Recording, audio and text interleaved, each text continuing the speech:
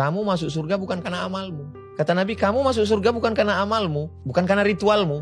Wow. Lalu sahabat bertanya, engkau ya Rasulullah juga masuk surga bukan karena ritualmu? Bukan. Terus kenapa? Illa ayyataghammadani Allahu birahmatih. Aku masuk surga karena kasih sayang Allah. Jadi kalau kita beramal beribadah itu karena kasih sayang Allah, kan beda dengan karena ketakutan.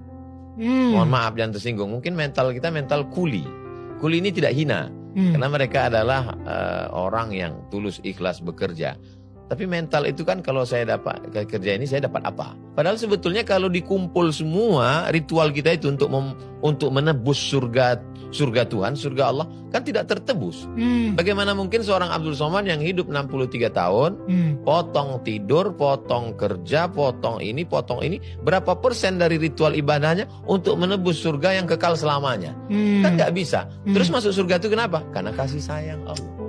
Kalau dia masukkan kita ke surganya karena kasih sayangnya, lalu kenapa kita nggak punya kasih sayang? Saya kalau ngobrol sama banyak teman muslim saya gitu ya, mereka sangat fokus banget sama pahalanya, ya kan? Jadi oh ya biar dapat pahala lebih banyak, supaya nanti di surga dan lain-lain. Tapi kalau misalnya tadi Nabi sempat bilang bahwa orang masuk surga bukan karena amalnya, tapi karena kasih sayang Tuhan. Jadi apa pahala yang selama ini mereka kumpulkan gitu? Karena pahalanya sebanyak-banyak yang mereka kumpulkan, yang gak akan cukup juga. Bang Daniel, pemula ini, dia mikirnya belum nyampe di situ. Jadi untuk tahap pemula ini dia masih nanya, saya kalau kerja 1 jam berapa ya?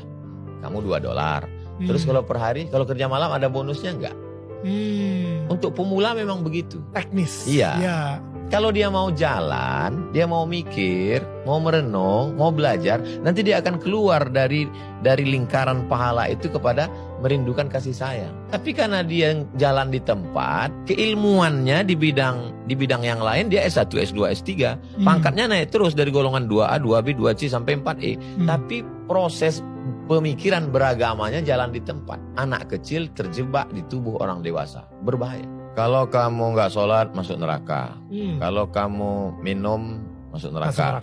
Kalau kamu mau masuk surga berarti kamu mesti banyak baca Quran. Itu tidak salah bagi pemula. Toh kita juga dulu diajarkan orang tua kan begitu. Nanti kalau kamu juara kamu dapat hadiah ini. Kalau kamu nggak naik kelas subsidi silang putus. Pemula. Tapi setelah kita dewasa kita tidak lagi melihat itu. Semua kita berikan kepada orang tua, kenapa? Cinta. Ambillah ini semua, Mak. Apa yang mau nih ambillah. Kenapa? Karena aku tidak bisa membalas sekali teriakanmu saat melahirkan aku. Jadi perlu kedewasaan. Jadi sekarang banyak anak-anak yang terjebak di tubuh orang dewasa. Cara berpikirnya, berpikir anak-anak. Tapi dia tubuhnya sudah dewasa. Saya pun juga dari awalnya juga begitu. Nanti kalau gini dapat pahala ini, kalau ini dapat pahala ini. Tapi lalu kemudian kita berproses sampai pada puncaknya adalah semua yang kita lakukan ini untuk turunnya kasih sayang Tuhan. Supaya dia sayang sama kita. Kalau dia sudah kasih sayang sama kita, maka semua dia beri. Kalau kita hanya berharap pahala, yang dapat cuma pahala. Tapi kalau kita berharap kasih sayangnya, maka semua dia beri. Ada orang tua. Nanti kalau kamu masuk kelas, gaji jajannya segini. Kalau nanti ranking 1, hadiahnya ini. Dapatnya cuma itu. Tapi kalau kasih sayang orang tua didapat, sentuhlah pada hatinya, letak kasih sayangnya, maka semuanya akan yang dikasih. Tidak lagi hubungan ganti rugi. Tidak barter. Transaksional, Hubungan kita dengan Tuhan itu bukan barter transaksional. Saya ngerti sih, karena dulu saya transaksional banget soalnya. Ada yang lebih mengerikan lagi, diangkat Tuhan sebagai direkturnya. Kalau saya buat gini, gaji saya begini. Kalau saya lembur, gaji saya begini. Kalau ternyata saya sudah kerja, nggak dapat yang saya inginkan, dia komplain, nunjuk rasa. Tuhan mana? Hubungan kita dengan Tuhan itu bukan transaksional. Hubungan kita adalah kepasrahan. Menerima pun.